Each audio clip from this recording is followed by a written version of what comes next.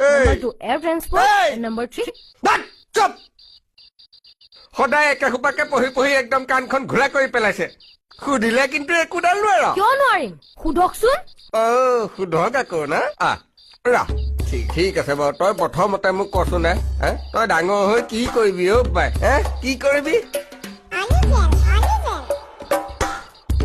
বিয়া পাতিম নহয় তই ডাঙৰ হৈ হবি কি দৰা মই সুধিছো তই ডাঙৰ হৈ ঘটিবি কি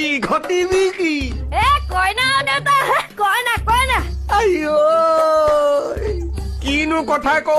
মই কৈছো তই ডাঙৰ হৈ পেলাই মাৰ বাপেৰৰ কাৰণে কি আনিবি বোৱাৰী আনিম এই বোৱাৰী আনিব খালি ঐ জহনি যোৱা আমি মাৰ বাপেৰে হালে তহঁতৰ পৰা কি বিচাৰো নাতিয়া